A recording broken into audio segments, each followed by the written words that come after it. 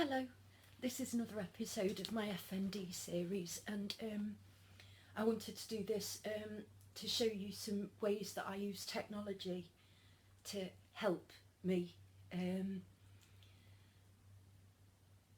I will do a separate one on my phone because that's different again in some respects, but I use something called Nova Launcher on both my tablet and my phone, and it's basically any Android will have a standard launcher built in, but you can download other ones through Google Play. And I like Nova because it's very user friendly, I find, but you can set things up how you want them. You can hide apps that won't come off the system but you don't want to use them, so that you've got less stuff to trawl through. And you can also back it up and reinstall on other devices the same setup if you want to, so it's quite flexible in that regard. I use an iPad for my main admin, although I'm not a big fan. I would replace it with a bigger Android, I must say. I bought it for Siri, although now I do find I prefer Google Assistant. I find it more reliable if I need to use an assistant, which I try not to. And also I don't like the fact that Apple are very prescriptive. They tell you exactly how things are going to be laid out, and that doesn't suit my brain at all. And I don't like being told what to do. So I used to have something called Macro Droid, which is a very good app that sets up series of actions so you can automate everything if you want to. Although it took quite a lot of time to do. It wasn't hard, I didn't find it hard, but it took a bit of time. But I had everything singing and dancing for ages. It was launching meditations for me, it was silencing my device at specific times. I give myself verbal reminders on there. It was incredibly useful. Now I just, for whatever reason, I just find simplicity better now. I think partly coming to realise that even when I'm doing quite well, it doesn't take much to make me not do well, because that's the nature of the beast. So I do use things like Philips Hue light bulbs I've got, because that one's colour changing, which I love. They're very expensive, but you can buy much cheaper colour changing ones with a remote control. But I like all these because all these three down here are remote control, and my kitchen light is remote control, so that's really useful for me not being able to get up all the time. So that's the Philips Hue app. To organise myself, I use something called Todoist.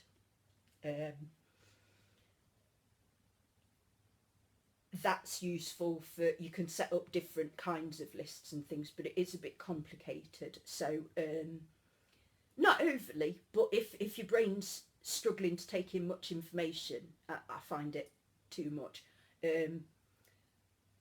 You can set priorities in that, you can set dates in it. It's dead useful, but for simplicity, my recommendation would be something called Colour Note, because again, you create a login, you sign in, you can put it across devices, and it's literally like a post-it note but on your desktop, and you get brilliant widgets for it, like all those coloured post-its on there, and at the bottom there you can see Todoist. On the at the top you can see something called Your Closet, that's great because it keeps pictures. I got somebody to painstakingly take pictures of all my clothes, and they're all saved in there under different garments. So it means when I first took ill and I was relying on home help, I was pretty much warm what I was put in, because people couldn't find certain clothes and it was all in disarray. So I didn't even really get to change my clothes, which was very crap. Nobody's fault, just circumstance, but this means that I can quite easily change wear whatever I wish to wear.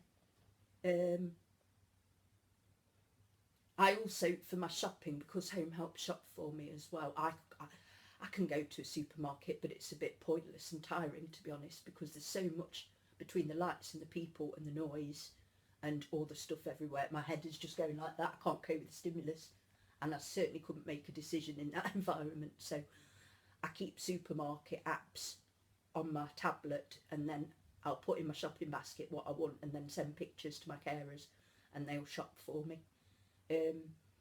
So things like that are very useful.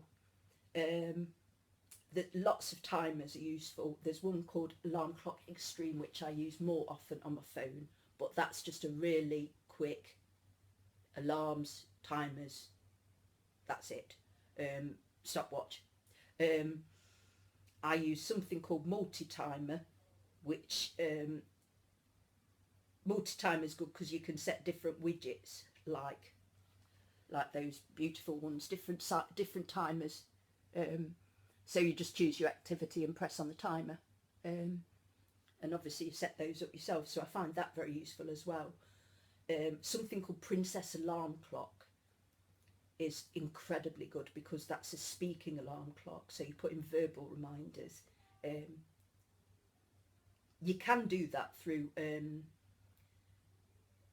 Macrodroid as well, but it's much simpler to do it through Princess Alarm Clock, and by my experience it's really quite reliable. It does usually go off when it's meant to. So, and I find because beeps and that kind of thing I just don't seem to notice them. Then they don't prompt me to take me tablets because I don't really notice they've gone off. And I mean, I struggle to cook for myself because I'll put something in the microwave, forget that it's in there, and then I won't notice it go off and it'll still be there the next day because I just forget I was doing it. So yeah, verbal reminders I find exceptionally useful, and I have tried. I'm not saying there's no better apps or ones that suit you better, but that's the best I've found for my needs, and I really recommend that.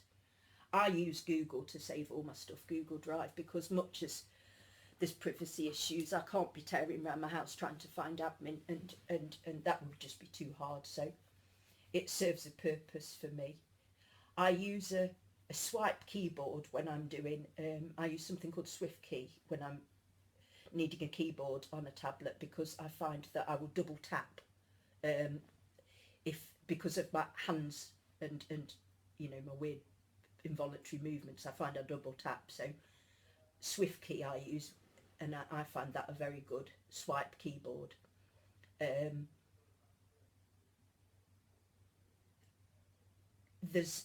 I've not found any amazing voice apps for here for my tablet, but when I get to my phone on another episode, there's quite a few good ways that can help you make phone calls easier and messaging easier.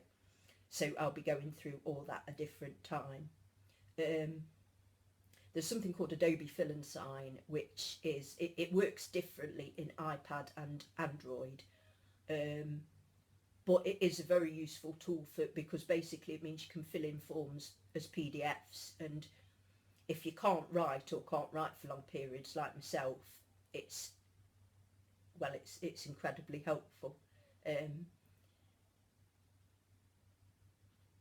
So that's very useful. There's also something called Giganticon, which you can see there, like that green thing there.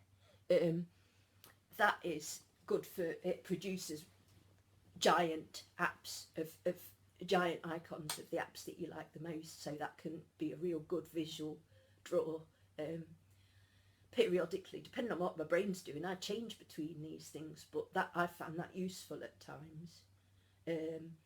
I also have the Met Office on here always, because I'm sensitive to the weather, sensitive to everything these days it seems, but I